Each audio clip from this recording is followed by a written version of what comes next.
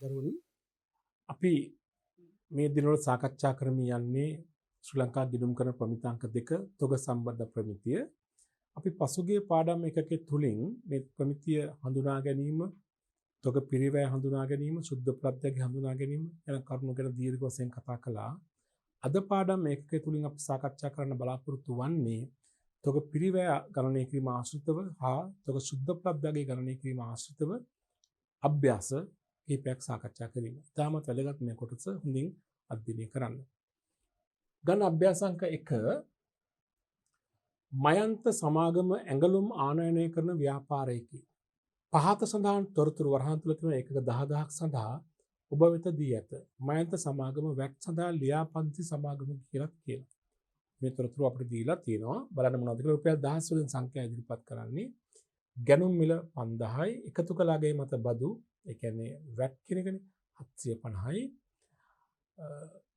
විකුණුම් සේවක කොමිස් 200යි ආපසු අය කරගත නොහැකි ආනයන බදු 300යි නැවුකුලියා රක්ෂණ ගාස්තු 400යි වෙළඳ වට්ටම් 500යි මෝස්තර නිර්මාණ පිරිවැය 300යි බැංකු ණය පොලිසියයි ගණකාධිකාරී වැටුප් 250යි අනෙකුත් ඍජු වියදම් 500යි අවශ්‍ය වන්නේ ඔබගේ උත්තර තුනක් අපේක්ෂා කරනවා මෙම තොගේ ගැනුම් පිරිවැය ගණනය කරන්න. 2 තොගේ පිරිවැය මුළු පිරිවැය ගණනය කරන්න. 3 තොග ඒකකයක පිරිවැය ගණනය කරන්න. පිරිවැය අවස්ථා තුනක් ගණනය කරන්න. ගැනුම් පිරිවැය, තොග පිරිවැය සහ තොග ඒකකයක පිරිවැය. දැන් මයන්ත සමාගම වැට් සඳහා ලියාපදිංචි සමාගමක් කියලා කියනවා. ඒ කියන්නේ ඒගොල්ලන්ට වැට් කියන වියදමක් නෙවෙයි එතකොට.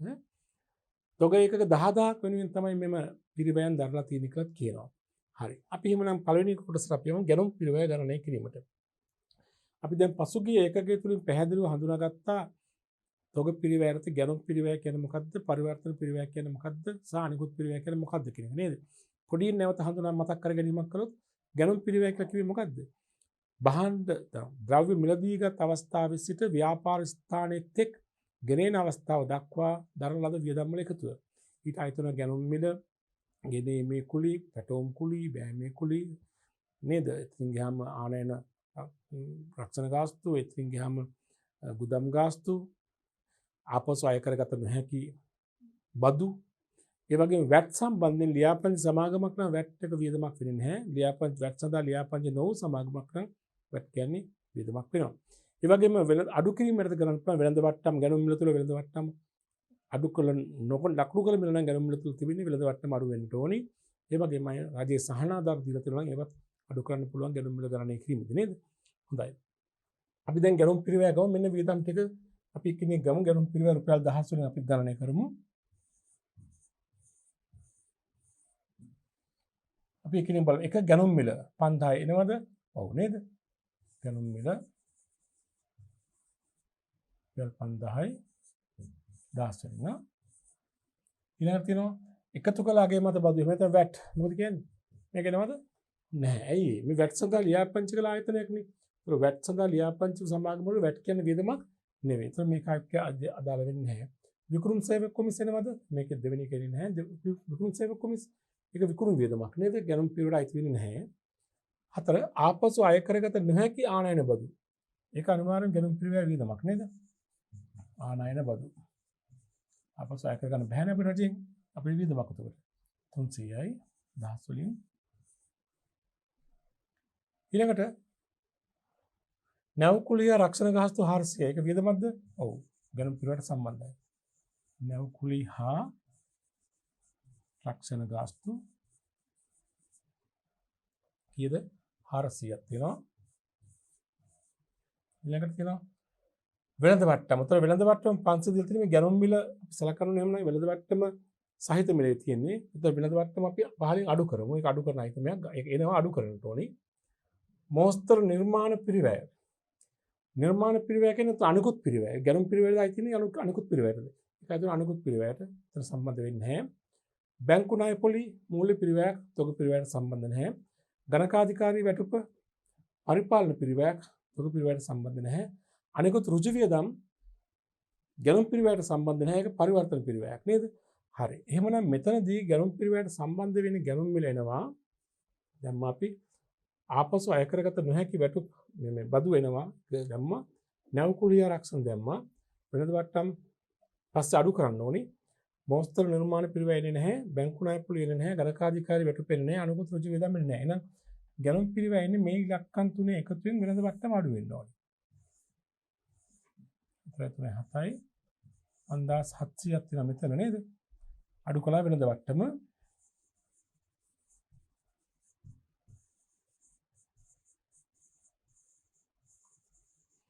දැන් මේ ගැනුම් මිලක අපේ වෙළඳ වට්ටමක් අඩු වෙලා තියෙනවා කීයක්ද? 500ක් නේද? ඒක අඩු කරන්න ඕනේ. අඩු කළාම එනං ගැනුම් පිරිවැය වෙන්නේ කීයක්ද? 5200යි. තමයි ගැනුම් පිරිවැය. නැත්නම් මිලට ගැනුම් පිරිවැය. 5200යි. පැහැදිලිද? හොඳයි. ඔන්න ප්‍රශ්න අංක 1 සඳහා උත්තරේ. ප්‍රශ්න අංක 2 සඳහා අපෙන් අහනවා තොග පිරිවැය. තොග පිරිවැය කියලා කිව්වම ගැනුම් පිරිවැය, පරිවර්තන පිරිවැය, අනිකුත් පිරිවැය තුනම අතුලත් වෙනවා. තුනෙන් මේ අභ්‍යාස තුන තිබෙන ප්‍රමාණය ගමු. ගැනුම් පිරිවැයෙන් අපි හෙව්වනේ. ඊට අමතරව මේ ගානේ අනිකුත් ඍජු වියදම් තියෙනවා. ඍජු වියදම් සම්බන්ධ වෙන්නේ පරිවර්තන පිරිවැයට. ඒ වගේම මෝස්තර නිර්මාණ පිරිවැය කියන්නේ ඒ තොගේ සම්බන්ධ විශේෂ දරුණු වියදමක්. ඒක අනිකුත් පිරිවැය නේද? එහෙනම් මෙතන තොග පිරිවැයට මේ ගැනුම් පිරිවැයයි ඍජු වියදමුයි මෝස්තර නිර්මාණ වියදමයි ඔක්කොම එනවා. තොග පිරිවැය නේද? තොගේ වෙනින් දරුණු පිරිවැය. තොග පිරිවැය ගන්නකොට මෙහෙම වෙනවා ගැනුම් පිරිවැය. විකල්ප රුපියල් 1000 යමු. ඉතින් ගැනුම් පිරිවැය අපි හොයාගත්තනේ කලින්. 5200යි.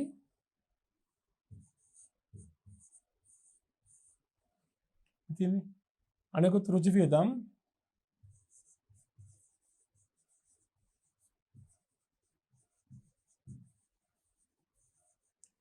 දරලා තියෙනවා 500ක්. ඒ වගේම මෝස්තර නිර්මාණ පිරිවැය 300ක් නේද? ඒකේ පිරිවෙන් දරුවෝ එකක්. මෝස්තර නිර්මාණ පිරිවැය තියෙනවා 300ක් නේද? එමුනම් මේ ඔක්කොම එකතු තමයි තොග පිරිවැය. කීයද බලන්න? කලික 10ක් එකතුයි 6. 6 10 නේ. මේ තමයි තොග පිරිවැය. මේ තියෙන තොග පිරිවැය කියලානේ 6 10. ඊට පස්සේ යනවා තොග ඒකකයක පිරිවැය. තොග ඒකකයක පිරිවැය බෙදලා හොයාගන්නේ කොහොමද අපි? තොග පිරිවැය බෙදන තොග ඒකක සංඛ්‍යාවෙන් නේද? එහෙනම් එනවා තොග පිරිවැය බෙදීම ඒකක ගණන. තොග පිරිවැය අපි හොයාගත්ත කීයද? 6 10යි.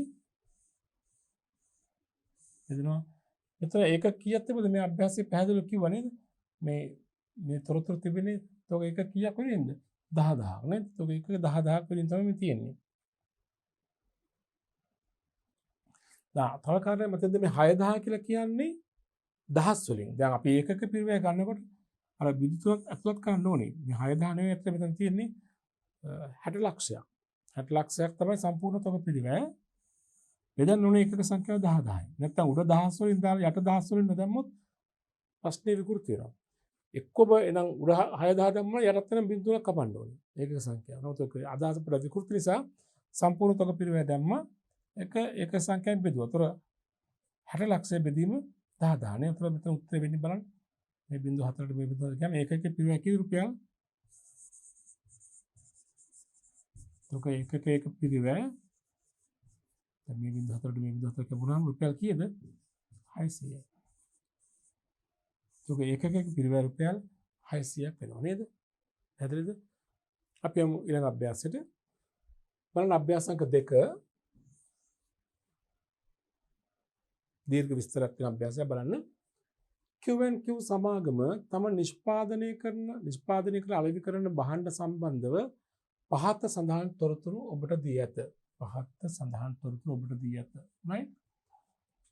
අයන්න Q&Q සමාගම අමුද්‍රව්‍ය ඒකක 15000ක් ආනයනය කළ ලද අතර රජය ආනයන දිරිගැන්වීමේ අරමුණින් ඒකක 10000ට වැඩියෙන් ආනයනය කිරීමේදී ඒකකයක් සඳහා රුපියල් 5ක සහනාධාරයක් පිරිනමලා තිබෙනවා. ගැනුම් මිලෙන් වෙළඳ වට්ටම් 2කී අනෙකුත් තොරතුරු පහත සඳහන් පරිදි වේ. ගැනුම් ඒකකයක ලකුණු කළ මිල රුපියල් 50යි. ඒකකයක ලකුණු කළ මිල. ඒ කියන්නේ වෙළඳ වට්ටම් අඩු කරන්න පෙර මිල නේද? රේගු බදු හා ආපසු නොගෙවෙන වෙනත් බදු රුපියල් 75000යි, නිෂ්කාසන ගාස්තු රුපියල් 8000යි, ගෙනීමේ කුළු රුපියල් 6000යි, පැටවුම් හා බෑමේ කුළු රුපියල් 10000යි. ආයන තුළ මෙව දැක්වෙනවා. තවද පහත සඳහන් තොරතුරු නිෂ්පාදනයට අදාළව සමාගම ඔබට දී ඇත.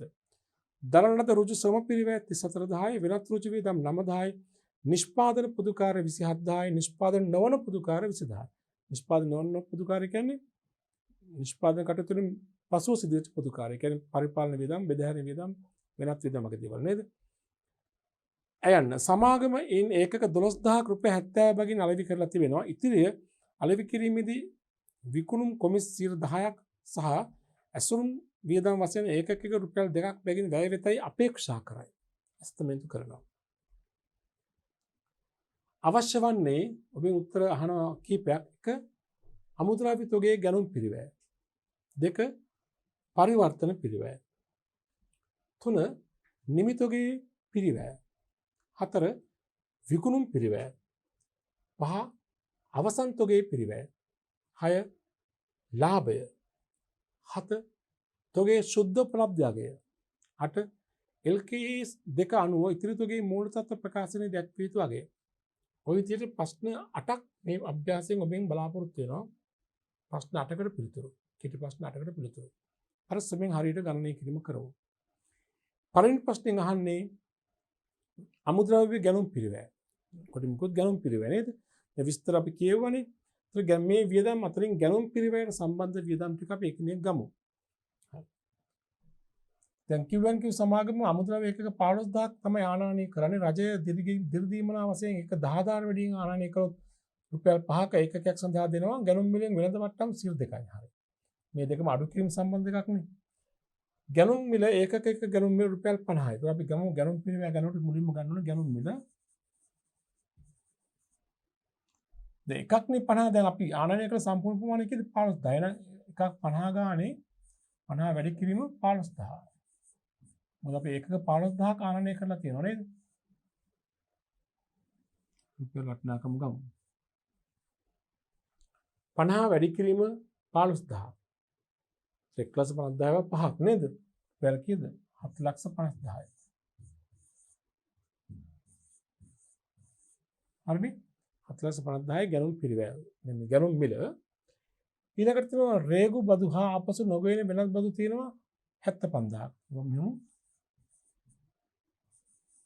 රේගු හා වෙනත් බදු වටිනාකම 75,000.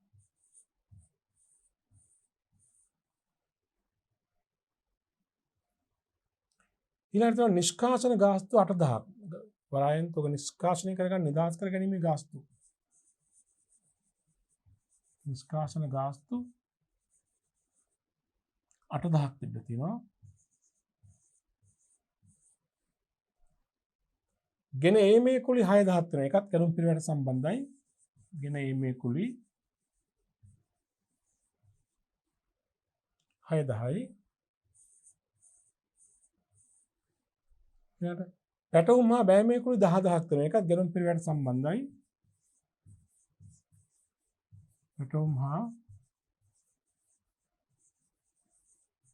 බෑමේ කුලි 10,000යි.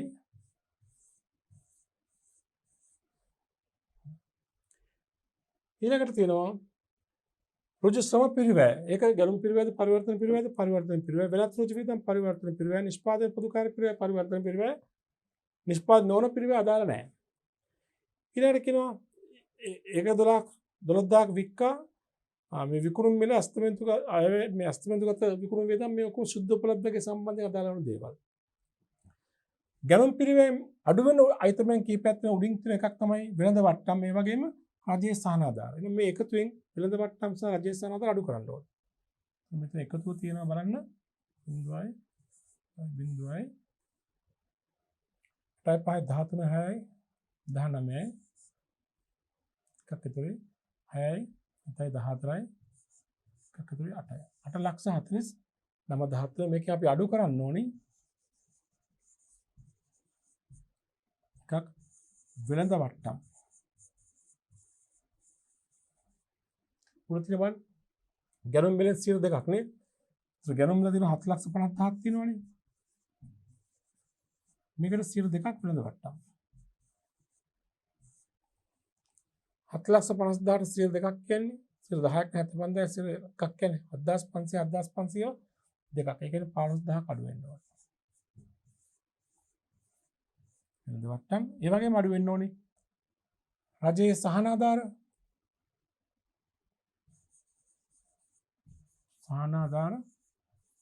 කොහොමද? දිරිගැන්වීම සඳහා ඒකක 10,000ට වැඩියෙන් ආනයනය කළොත් එකක රුපියල් 5ක් දෙනවා.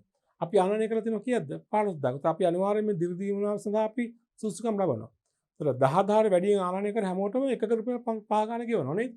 ඒතර දිරිදීම වෙනවා සහන ආධාරය එනවා එකක රුපියල් 5 ගානේ මේ 15,000ට වෙනවා. මේ 10,000 වැඩි ප්‍රමාණයක් නෙමෙයි.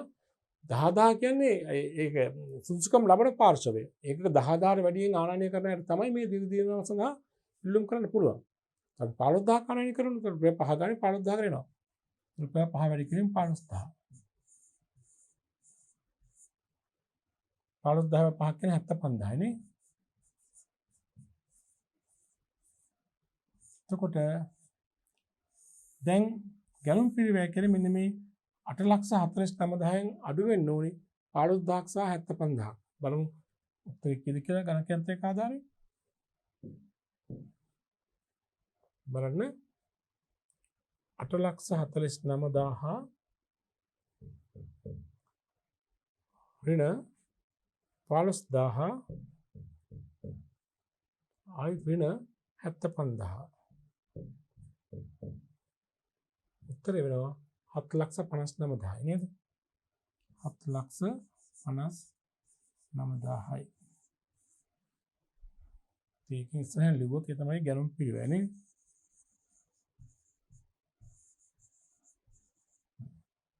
ලක්ෂ 59,000යි අමුද්‍රව්‍ය තොගයේ ගැනුම් පිරිවැය. පැහැදිලි නේද? හොඳයි. දෙවෙනි එකට අහනවා පරිවර්තන පිරිවැය. මතකයි පරිවර්තන පිරිවැය නිර්වචනය කොහොමද ආවේ? අමුද්‍රව්‍ය තොගය නිමි භාණ්ඩ පොවට පරිවර්තනය කිරීම සඳහා දරූ පිරිවැය. පරිවර්තන පිරිවැයට ගැනුම් පිරිවැය ඇතුළත් වෙනවද? පරිවර්තන පිරිවැයට ඇතුළත් වෙන්නේ නැහැ. තොග පිරිවැයට ඇතුළත් වෙනවා. ගැනුම් පිරිවැයට පරිවර්තන පිරිවැය මේ පරිවර්තන පිරිවැයට ගැනුම් පිරිවැය ඇතුළත් වෙන්නේ නැහැ. ගැනුම් පිරිවැයෙන් පස්සේ නිෂ්පාදන කටයුතු වලින් දරූ පිරිවැයනේ මොනවද වෙන්නේ? ඍජු ශ්‍රම පිරිවැය, ඍජු වෙනත් වේදම් සහ නිෂ්පාදන පොදුකාර පිරිවැය ස්ථාවර හා විචල්්‍ය. මේ ගාන ස්ථාවර විචල්්‍ය වෙන් කරලා නැහැ. පොදුවේ ගන්න නිෂ්පාදන පොදුකාර පිරිවැය කියලා. බලන්න ඍජු මෙතන ඍජු ශ්‍රම පිරිවැය තියෙනවා 34,000ක් නේ. පරිවර්තන පිරිවැයට එනවා ඍජු ශ්‍රම පිරිවැය 34,000යි තමයි. ඍජු වෙනත් වේදම් 9,000ක් තියෙනවා. ඍජු වෙනත් වේදම් 9,000යි තමයි. නිෂ්පාදන පොදුකාර පිරිවැය 27,000ක්. නිෂ්පාදන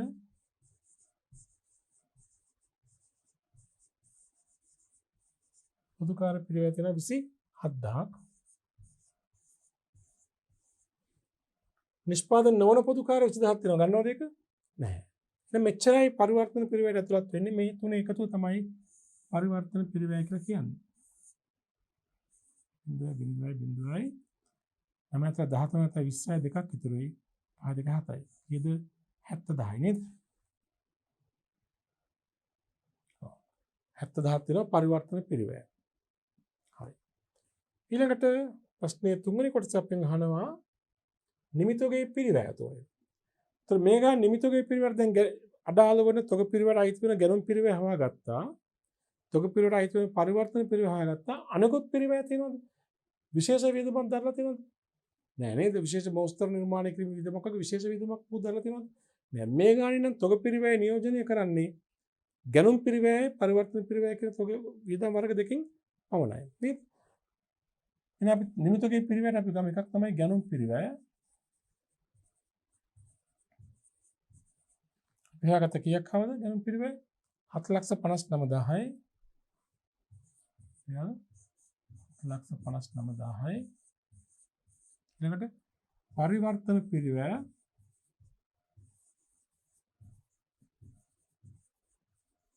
පරිවර්තන පිරිවැයත් අපි හොයාගත්ත කීයක් තියෙනවද? 70000ක් තියෙනවා. අනිකුත් පිරිවැය නැහැනේ. මේ කරන්නේ තොග පිරිවැය වෙන්නේ මේ එකතුව. 9යි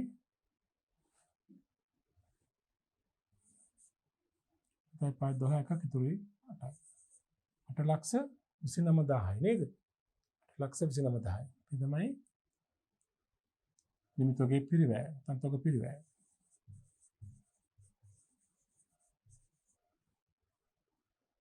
නිමිතෝගේ පිරිවැය. ඊට පස්සේ යනවා විකුණුම් පිරිවැය. කියන්නේ විකුණුම් බඩුවල පිරිවැය.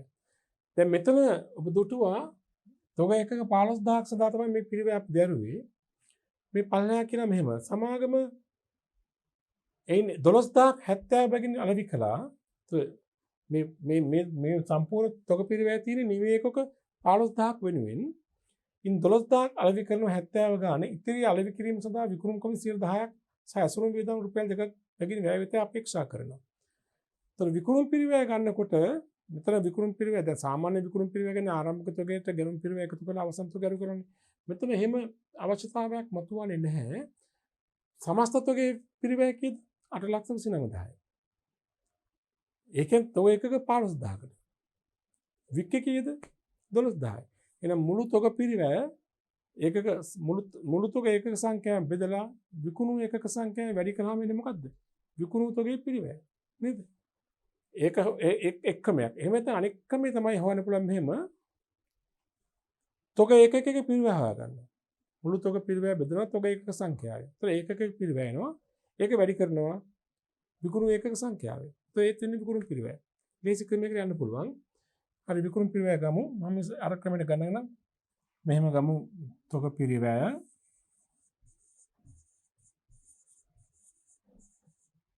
බෙදීම ඒක ගණන සමානයි ඒකක ඒක පිරිවැය. එතකොට තොග පිරිවැය අපිට ආව 8,29,000ක්. ඒකක සංඛ්‍යාව අපි දන්නවා කියලා ඒකක 15000යි නේද?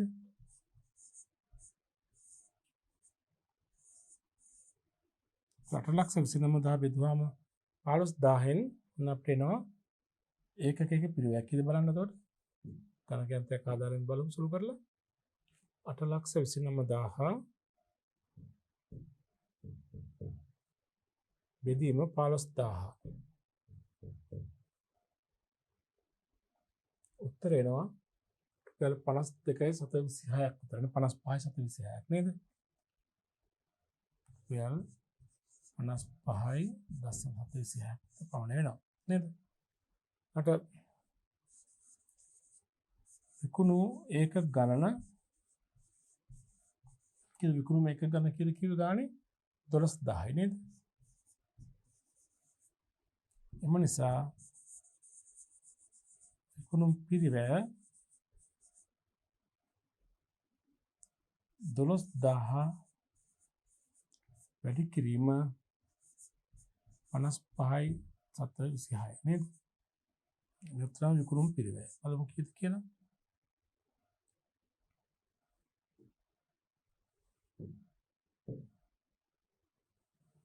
දොළොස්දාහ වැඩි කිරීම 55.126. උත්තර එනවා 6,63,120ක්. එහල 6,63,120. විකුණු තොගේ පිරිවැය 6,63,120යි. පැහැදිලි නේද? ඊළඟට අහනවා ප්‍රශ්නේ අවසන් තොගේ පිරිවැය. දැන් ඒකක 15000ක් නිපදෙව්වා. අපි මෙතන උපකල්පනයක් කරනවා එක ඒකකයක් නිපදවීම සඳහා අමුද්‍රව්‍ය ඒකකයක් යනවා කියන එක. මොකද අපිට එක නිෂ්පාදන ඒකකයක් සඳහා වැය වන අමුද්‍රව්‍ය ඒකක සංඛ්‍යාව දීලා තිබුණේ නැහැ. ඒ හින්දා උපකල්පනය කරනවා. අමුද්‍රව්‍ය ඒකක 15000ක් නේ ගෙනාවේ. එන එක භාණ්ඩ ඒකකයක් නිපදවන්න එක අමුද්‍රව්‍ය ඒකකයක් යනවා කියන උපකල්පනය මත තමයි මේ ගණනය කිරීම කරන්නේ.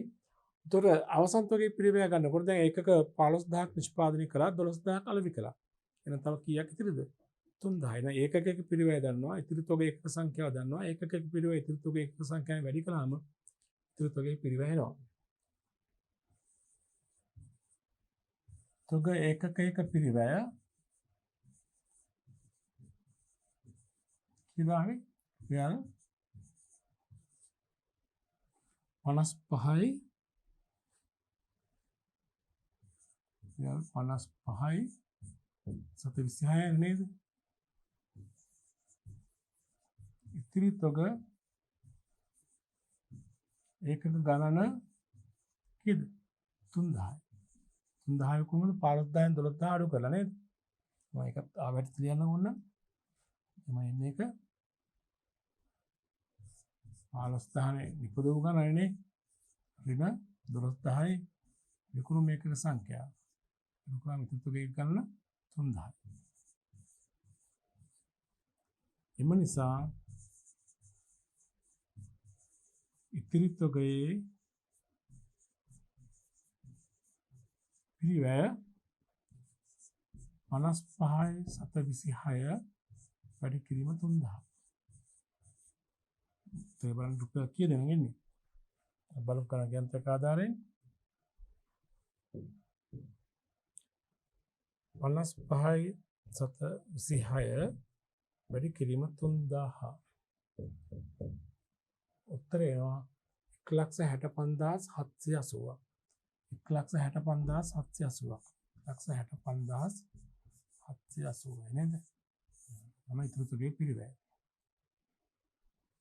ඊට පස්සේ යනවා ඊළඟ ප්‍රශ්නක 6 ලාභය. මේ හන් දල ලාභය ගන්න. ලාභය ගන්න කොහොමද අපි කරන්නේ? දල ලාභයේදී නිෂ්පාදන නොවන පොදුකාරී පිරිවැයක් තියෙනවනේ. ඔව්. ලාභය සම්පූර්ණ ලාභය. ඒතර විකුණුම් හොයාගන්න පුළුවන් අපිට දීලා තියෙන විකුණුම් වටිනාකම විකුණුම් වලින් විකුණුම් පිරිවැය අඩු කළාම මොකද වෙන්නේ? දල ලාභය. දල ලාභයෙන් අඩු කළාම නිෂ්පාදන නොවන පොදුකාරී කියන්නේ පරිපාලන හා බෙදාහැරීම් පිරිවැය. අඩු කළාම එන්නේ මොකද්ද? ලාභය නේද? අපි ගණනය කිරීමක් කරු මේ විදිහට ලාභය මුලින්ම ගම විකුණුම් මෙතන ඒකකයක් රුපියල් 70 ගන්න ඒකක 12000ක් විකුණනවානේ. 70 වැඩි කිරීම 12000. කීප විකුණුම් වල වටිනාකම් බලන්න. 70 වැඩි කිරීම 12000. 70 වැඩි කිරීම 12000. උත්තර එනවා 8,40,000ක්. 8,40,000යි. මේක අපි අඩු කරනවා විකුණුම් පිරිවැය. විකුණුම් පිරිවැය අපි කලින් හොයාගත්තා නේ කීයද මේ තියෙන්නේ? 6,63,120යි. 6,63,120යි. ඒක අඩු කළාම නම් දල ලාභය. කීයද බලන්න දල ලාභය නම් 0යි. 10න් 2ක් ගියම 8යි. 9න් 1ක් ගියම 8යි. 9න් 3ක් ගියම 6යි. 13න් 6ක් ගියම 7යි. නේද? 8න් 6ක් ගියම 2යි. ඊට දෙක 10ක් එකතුරුයි, එකම 10ක් එකතුරුයි, අතනම 10ක් එකතුරුයි. 7 14ක් එකතුරුයි.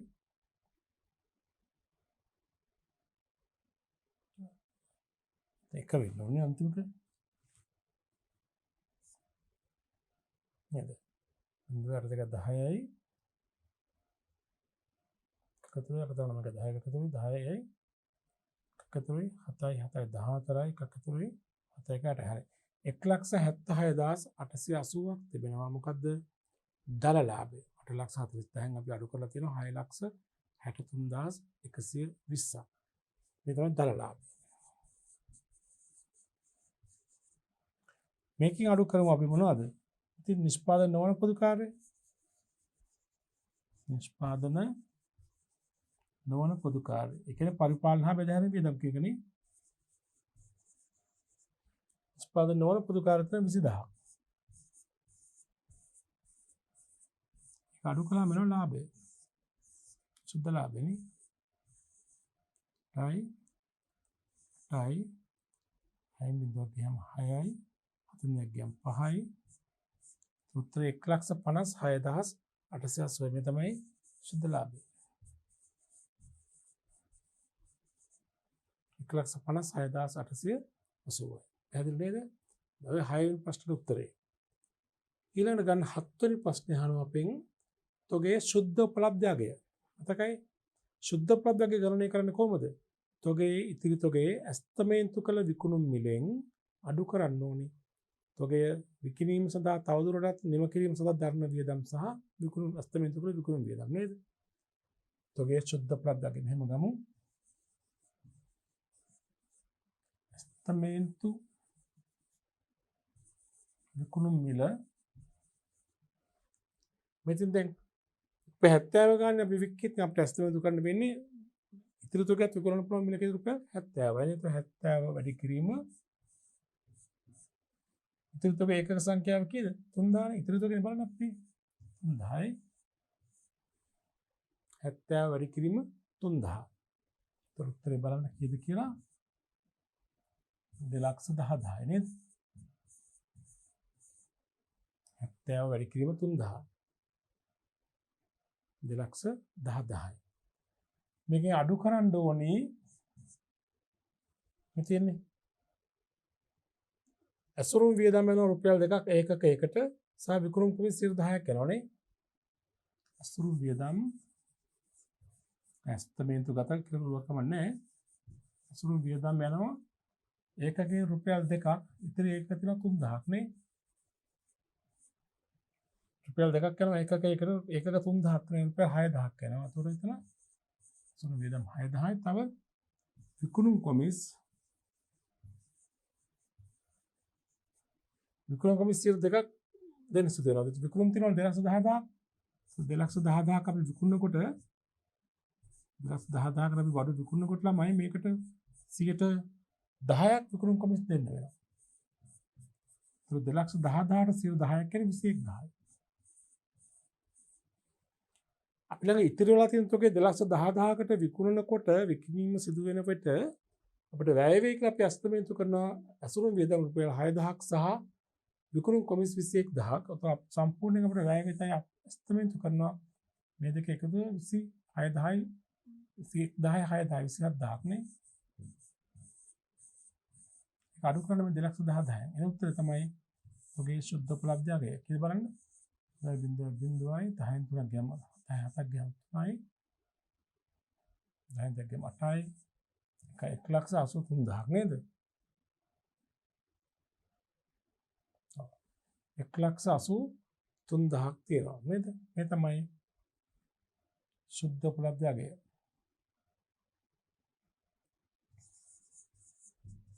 ශුද්ධ උපලබ්ධි අගේ ඉතිරි තොගේ ශුද්ධ උපලබ්ධයගය 1,83,000යි. තොගේ පිරිවැය කීයද බලන්න. ඉතිරි තොගේ පිරිවැය තිබ්බා 1,65,780ක් නේද? ශුද්ධ උපලබ්ධයගය 1,83,000යි.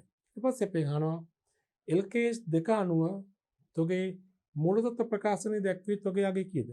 මූලතත්ත්ව ප්‍රකාශනය අපි දක්වන්නේ කියන්නේ ජංගවත්කම පෙන්වන්නේ තොගේ පිරිවැය ශුද්ධ උපලබ්ධයගය දෙකෙන් අවම අගය නේද? එතකොට මම මෙතන එක විස්තර කරලා ලියන්නම්. ඉතිරි තොගේ පිරිවැය දැන් කෙලිම උත්තරේ ප්‍රමාණයක් ලිව්වත් ඇති මම මේ ඔබට දැනගන්න මම මේ විස්තර ලියන්නේ.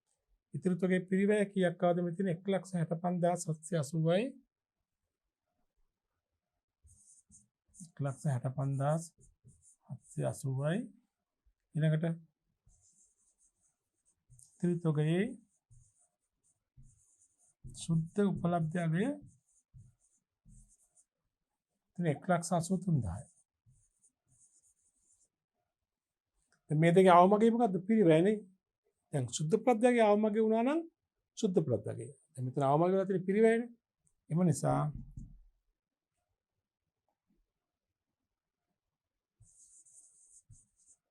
මූල්‍ය තත්ත්ව ප්‍රකාශනයේ දැක්විය යුතු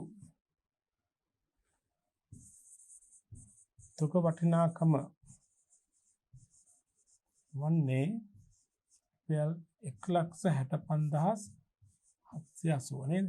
අවමගය. මේ දෙකේ අවමගයනේ අඩු වගේ නේද? පැහැදිලි නේද? ඔන්න ওই විදිහට තමයි ඔය ප්‍රශ්නේ සඳහා පිළිතුර නිර්මාණය වෙන්නට ඕනේ. හොඳයි අපි යමු තව ප්‍රශ්නයක් කතා කරන්න. ඊළඟ ප්‍රශ්නෙට අපි යමු. ප්‍රශ්නක 3 බලන්න හොඳට.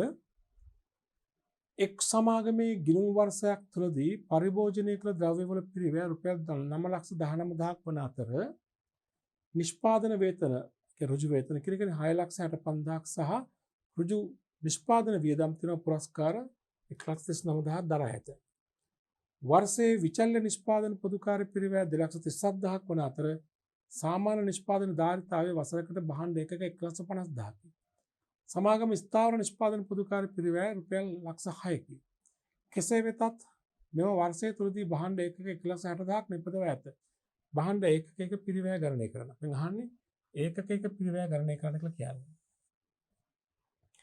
මම පසුගිය පාඩම් ඒකකයේදී පැහැදිලි කළා තොග පිරිවැය ගණනය කරනකොට විශේෂයෙන් පරිවර්තන පිරිවැය ගණනය කිරීමේදී නිෂ්පාදන පොදුකාර්ය වියදම් සැලකිලිට ගන්න ආකාරය. නිෂ්පාදන පොදුකාර්ය වියදම් වර්ග කරලා තිබෙනවා නම් ස්ථාවර නිෂ්පාදන පොදුකාර්ය සහ විචල්්‍ය නිෂ්පාදන පොදුකාර්ය කියලා වර්ග කරලා තියෙන අවස්ථාවක ඒකකයක පිරිවැය ගන්නකොට විචල්්‍ය පොදුකාර්ය පිරිවැය සඳහා පදනම් කරගන්නේ සත්‍ය ඒකක සංඛ්‍යාව. ඒතර මුළු විචල්්‍ය පිරිවැය සත්‍ය ඒකක සංඛ්‍යාවෙන් බෙදුවාම සත්‍ය නිෂ්පාදන ඒකක සංඛ්‍යාවෙන් බෙදුවාම ඒකකයක විචල්්‍ය පොදුකාර්ය පිරිවැය එනවා. ඒ වගේම ස්ථාවර නිෂ්පාදන පොදුකාර්ය පිරිවැය බෙදීම සඳහා පදනම් කරගන්න ඕනි සාමාන්‍ය නිෂ්පාදන ධාරිතාවය. නැත්නම් සාමාන්‍ය නිෂ්පාදන ඒකක සංඛ්‍යාව. ඉතින් ඒතර ස්ථාවර පොදුකාර්ය පිරිවැය සාමාන්‍ය නිෂ්පාදන ඒකක ධාරිතාවයෙන් නැත්නම් සාමාන්‍ය නිෂ්පාදන ඒකක සංඛ්‍යාවෙන් බෙදුවාම ඒකකයක ස්ථාවර පොදුකාර්ය පිරිවැය එනවා. ඒතර ඒකකයක මුළු පිරිවැය කියලා කියන්නේ එහෙමනම් ඒකකයක විචල්්‍ය පොදුකාර්ය පිරිවැය අගයට ස්ථාවර පොදුකාර්ය පිරිවැය එකතු කළාම උත්තර තමයි ඒකකයක මුළු පිරිවැය වෙන්නේ.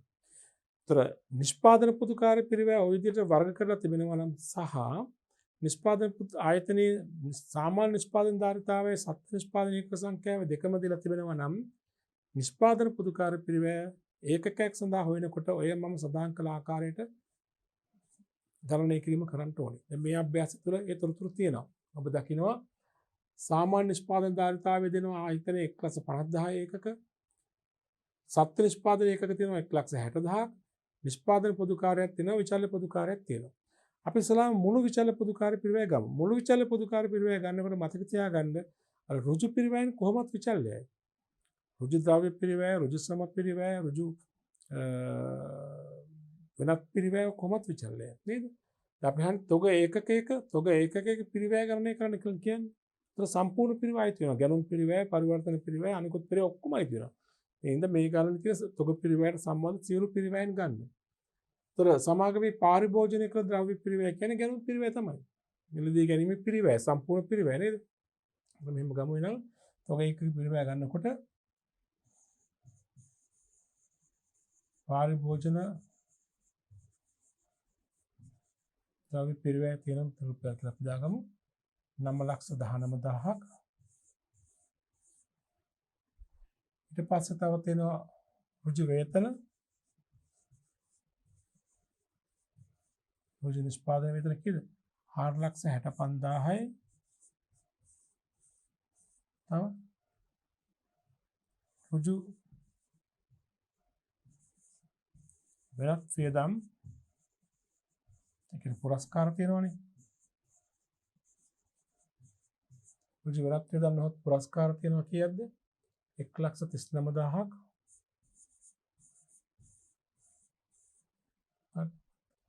ඊළඟට තියෙනවා වසරේ විචල්්‍ය නිෂ්පාදන පොදුකාර්ය. ඒකත් විචල්්‍ය පිරිවැයක් නේද? ඒකත් අපිට දාන්න පුළුවන්. විචල්්‍ය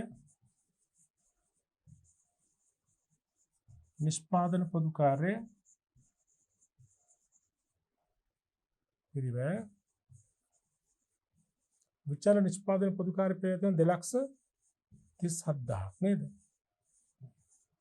හරි. මේ ඉලක්කම් හතර එකතු කරන්න මේ තමයි මුළු විචල්්‍ය පිරිවැය උතර නේද? බලමු එකතු කරලා 0.0.0යි 9.14යි 23 3ක් ඉතුරුයි. 4යි 10යි 13 16 එකක් ඉතුරුයි. 10යි 14යි 15යි 17යි 17,60,000ක් තියෙන මේ තමයි මුළු විචල්්‍ය පිරිවැය. ඒතර මුළු විචල්්‍ය පිරිවැය ඒකක විචල්්‍ය පිරිවැය සෙවීම සඳහා අපි පදනම් කරගන්නේ බෙදන්නේ මොකද්ද? සාමාන්‍ය නිෂ්පාදන ධාරිතාවයේද සත්‍ය නිෂ්පාදන ඒකක සංඛ්‍යාව. සත්‍ය නිෂ්පාදන ඒකක සංඛ්‍යාව. ඒතර සත්‍ය නිෂ්පාදන ඒකක සංඛ්‍යාව කීයද? 1,60,000යි නේද? සාමාන්‍ය නිෂ්පාදන ධාරිතාව 1,50,000යි. ඒතර මෙහෙම අපි ගන්නවා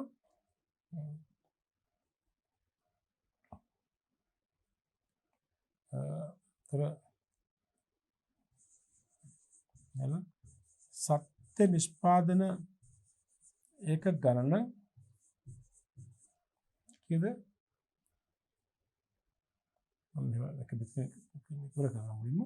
සත්‍ය නිෂ්පාදන ඒක සංඛ්‍යාව 1,60,000යි නේ.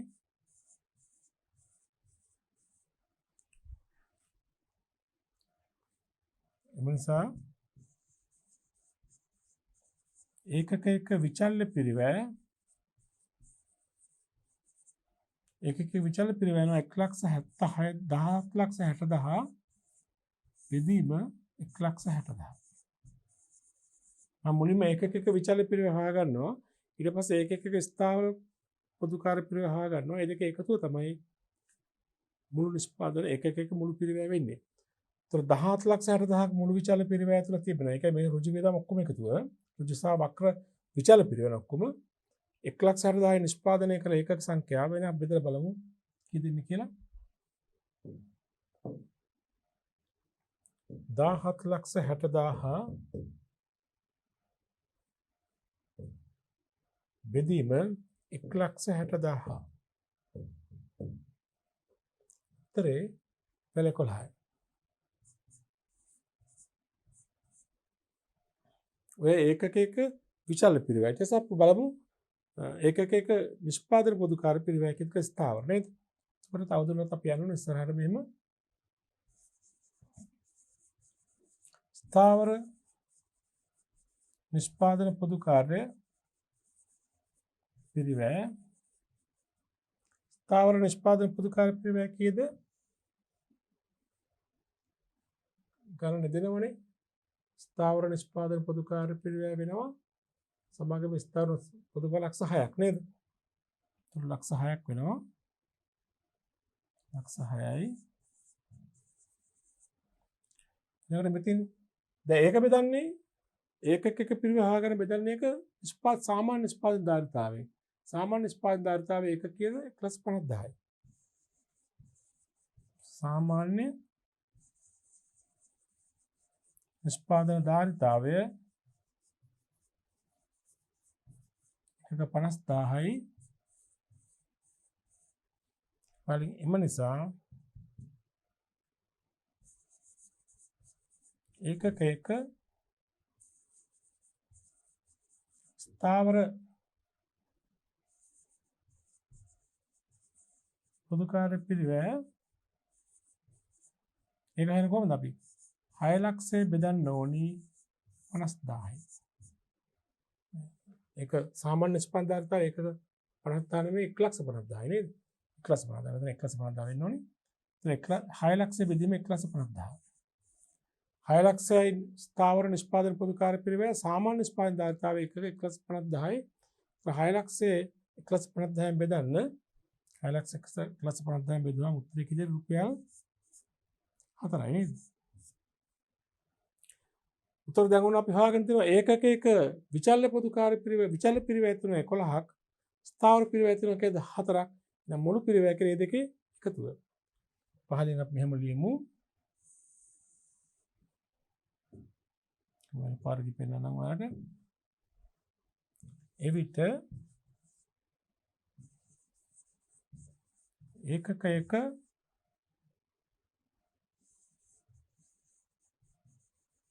මුළු පිරිවැය කොහොමද දෙන්නේ? 11 ධන 4 නේද? 11යි එතන 11යි මේ 4 එකතු වුණාම කීයද? රුපියල් 15යි. ඒකක මුළු පිරිවැය රුපියල් කීයද? 15. අපෙන් අහලා තියෙන තොග ඒකක පිරිවැයනේ. තොග ඒකක පිරිවැය වෙන්නේ රුපියල් 15යි. ඒකක සම්පූර්ණ පිරිවැය තියෙන මුළු කියන සම්පූර්ණ පිරිවැයනේ. මෙතන විචල්්‍ය පිරිවැය මේ ස්ථාවර පිරිවැය. ඔක්කොම රුපියල් 15ක් වෙන එක ඒකකයක් සඳහා. ඉතින් ඉතිරි වෙලා තියෙන ඒකක සංඛ්‍යාව වැඩි කරාම ඉතිරි තොගේ පිරිවැය වෙනවා. විකෘතෝගේ වට්ටාක එක සංඛ්‍යාව වැඩි කරලා විකෘතෝගේ පිරිවැය එනවා. පැහැදිලිද? මෙතින්දී අර පොදුකාර පිරිවැය නිෂ්පාදන පොදුකාර පිරිවැය විචල්‍ය හා ස්ථාවර කියලා වෙන් කරලා තිබුණා. සාමාන්‍ය ධාරිතාවය සහ සත්‍ය නිෂ්පාදන ඒකක සංඛ්‍යාව වෙන් කරලා තිබුණා. ඒ නිසා අපි එහෙම වෙන් කළාම ගත්තා. එහෙම නැති අවස්ථාවල සම්පූර්ණ ඒකක සංඛ්‍යාව බෙදලා ගන්න පුළුවන්. නමුත් එහෙම තී තිබෙන අවස්ථාවක මේ විදියට බෙදලා ගන්නට ඕනේ. පැහැදිලි නේද? හොඳයි. අපි යමු ඊළඟ අභ්‍යාසයට. අභ්‍යාස සංඛ්‍යා 4. AB සමාගම විශේෂිත වර්ගයක බෑග් නිෂ්පාදනයක යෙදී සිටි බෑග් නිෂ්පාදනයට අදාළ පිරිවැයන් පාසඳාන පරිදි ඔබට දක්වනවා. බලන්න මොනවද කියලා.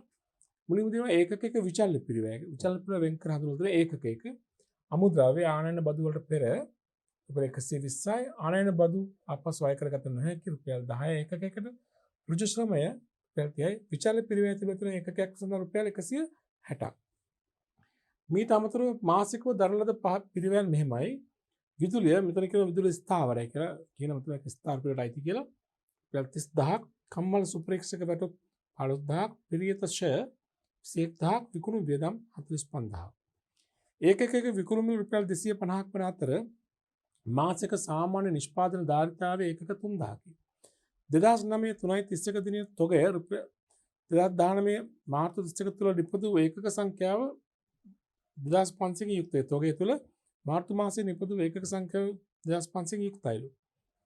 2019 3.31 තොගයේ වටිනාකම ගණනය කරන්න. එතකොට මෙතන සාමාන්‍ය ධාරිතාවය ඒකක 3000යි. නමුත් නිෂ්පාදනය කළ තියෙන ඒකක සංඛ්‍යාව 2500යි. ඒ 2500 තොග වටිනාකම තමයි ගණනය කරන්න කියලා කියන්නේ.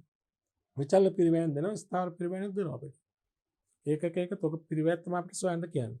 දැන් ඒකක විචල්්‍ය පිරිවැය අපිට දීලා තියෙනව නේද? ඒකට ඒකක මේක හදනකොට ලේසියෙන්ම කරන්න පුළුවන් ඒකක විචල්්‍ය පිරිවැය දීලා තියෙනවා. ඒකක ස්ථාවර පිරිවැය ගමු ස්ථාවර නිෂ්පාදන පොදුකාරය. ඒතර මේකෙදී ස්ථාවර පිරිවැයට වැටෙන විදුලිය මේ ගාන ස්ථාවර පිරිවැය විදුලිය කම්මල් සුප්‍රේක්ෂක වැටුප් පිරියත හා ෂය විකුණු වියදම් කොහොමද අයිති නැහැ. තොග පිරිවැයට අයිති නැහැ විකුණු පිරිවැය.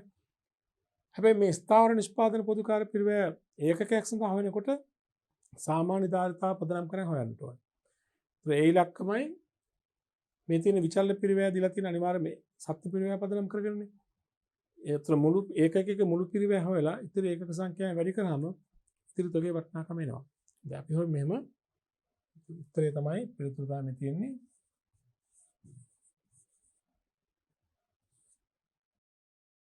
දෙදාස් 19 3.31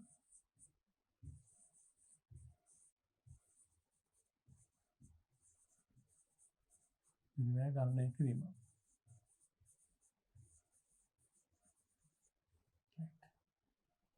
අපි ඊට එහෙම යමු. ඉස්ලාම් ගමු. ඒකකයක විචල්්‍ය පිරිවැය ගණන දීලාම තිබ්බනේ. රියල් කීයද? 160යි නේද? ඒකක විචල්්‍ය පිරිවැය 160යි නේද? හරි. මේකට අපි එකතු කරමු ඒකකයක ස්ථාවර පොදුකාර පිරිවැය නේද? ඒත් අපි මෙහෙම ගමු එක පහලින් කොහොමද කියලා පහලින් ස්ථාවර නිෂ්පාදන පොදුකාරය පිරිවැය තියෙනවා. අපි අර තියෙනව ගමු මොනවද කියලා. මොනවද තියෙන යටත් බලන්න. එකක් තමයි විදුලිය කීයද 30000ක් තියෙනවා. තව කම්මල් සුප්‍රේක්ෂක වැටුප් කෙලිලියක් සුප්‍රේක්ෂක වැටුප් කියලා. සුප්‍රේක්ෂක වැටුප් තියෙනවා කීයක්ද? 15000ක්. තව පිළියෙත ෂය. පිළියෙත වල ෂය වීම තියෙනවා 21000ක්. तो මේ වියදම් ටික එකතු කරාම පල්ලෙහාට 0.0.66000ක් තියෙනවා. ඒ පහලින් සාමාන්‍ය නිෂ්පාදන ධාරිතාවය සාමාන්‍ය නිෂ්පාදන ධාරිතාව විකිද ඒකක 3000යි. දැන් අපිට මේ ඉලක්කම් දෙක පදනම් කරන් හොයන්න පුළුවන් මොකද ඒකක ස්ථාවර නිෂ්පාදන පොදු කාර්ය පිළිවෙල. දැන් මුලින්ම ගත්ත ඒකක මේක අපි අංක 1 කියලා බලමුකෝ. ඒකක විචාල පිළිවෙල හොයාගත්ත එක සැරේ අංක 2 දැන් අපි හොයමු. ඒකක ස්ථාවර නිෂ්පාදන පොදු කාර්ය පිළිවෙල කොහොමද ඒක හොයන්නේ? මෙතන සම්පූර්ණ නිෂ්පාදන පොදු කාර්ය පිළිවෙල තියෙන 66000 බෙදීම සාමාන්‍ය නිෂ්පාදන ධාරිතාව විතර එක කීයද? 3000ක් නේ. 66000 බෙදීම 3000. මේ උත්තරේ තමයි ඒකක මේ ස්ථාවර නිෂ්පාදන පොදු කාර්ය පිළිවෙල විතර කීයද? 66000 3000 බෙදුවාම රුපියල් 22ක් එනවා නේ. 66000 3000 බෙදුවා රුපියල් 22යි. එහෙනම් ඔන්න ඒකක විචාල පිළිවෙල 160යි. ඒකක ස්ථාවර නිෂ්පාදන පොදු කාර්ය පිළිවෙල රුපියල් 22යි. මේ දෙක එකතු කරන්නේ 182ක් වෙනවනේ. එහෙනම් මේ 182 කියන්නේ මොකද? ඒකක පිළිවෙල. තොග ඒකක පිළිවෙල. මෙහෙම ගමු එක. අසා තොග ඒකක පිළිවෙල කීයද? රුපියල් 182යි. එකට තොග ඒකක ගණන. ඉතින් අපිට තියෙන තොග ඒකක සංඛ්‍යාව කීයද ඔක්කොම? 2500 නේ. 2500 නේ. එම නිසා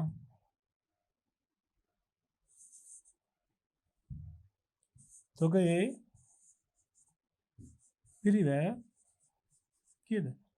182යි එකක් වැඩි කිරීම 2500. 182 වැඩි කිරීම 2500 බලමු කීයද කියලා. 182 වැඩි කිරීම 2500. උත්තරේ 4,55,000යි නේද?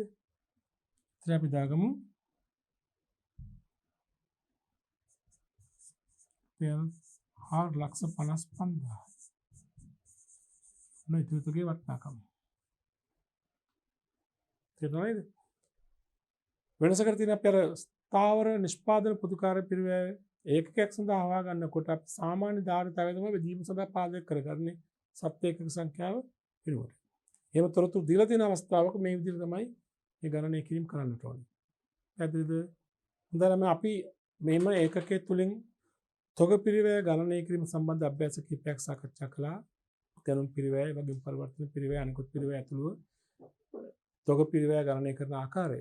අපි මේ සම්බන්ධ තවත් කෙටි ප්‍රශ්න, බහුවර්ණ ප්‍රශ්න හා අනිකුත් කෙටි ප්‍රශ්න කිහිපයක් ඊළඟ පාඩම් ඒකකයේ තුලින් සාකච්ඡා කරමු. ඒ වගේම එම පාඩම් ඒකකයේ තුලින් තොග පාඩමට අදාළව තවත් ප්‍රමිතිය නිර්දේශ කරුණු අපි අධ්‍යයනය කරන්න බලාපොරොත්තු වෙනවා.